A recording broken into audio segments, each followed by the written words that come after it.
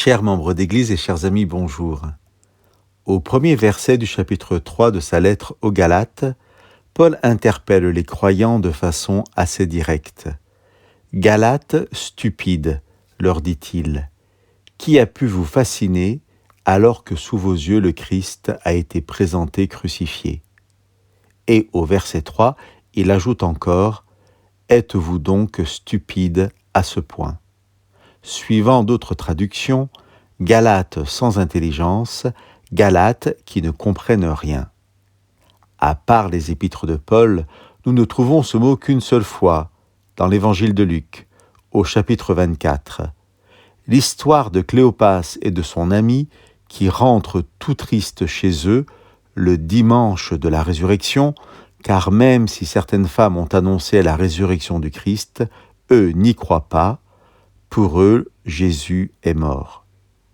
Jésus, bien ressuscité, va faire route avec eux, mais les deux disciples sur le chemin ne le reconnaissent pas. Je vous lis à partir du verset 25 du chapitre 24 de l'évangile de Luc. Alors Jésus leur dit « Que vous êtes stupides, comme votre cœur est lent à croire tout ce qu'ont dit les prophètes. » Et commençant par Moïse et les prophètes, il leur fit l'interprétation de ce qui, dans toutes les Écritures, le concernait. Jésus va rester avec les deux disciples jusqu'à partager leur repas du soir.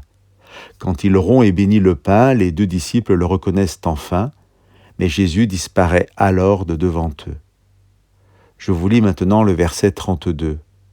Les disciples se dirent l'un à l'autre, « Notre cœur ne brûlait-il pas en nous lorsqu'il nous parlait en chemin et nous ouvrait le sens des Écritures ?»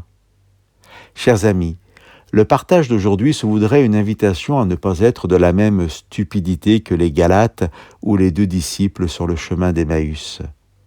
L'antidote à cette stupidité est double.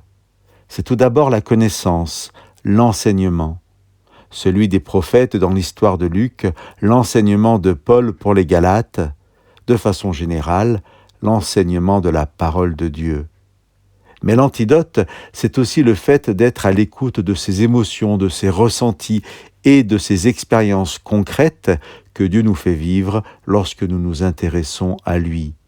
Le feu qui brûle dans le cœur des disciples chez Luc et chez les Galates, l'expérience en eux de la présence de l'Esprit Saint et au milieu d'eux des miracles de Dieu dont Paul nous parle au chapitre 3 de sa lettre aux Galates. Chers amis, soyons à l'écoute de Dieu, de son enseignement et de sa présence, et que Dieu, par l'un et l'autre, nous bénisse abondamment.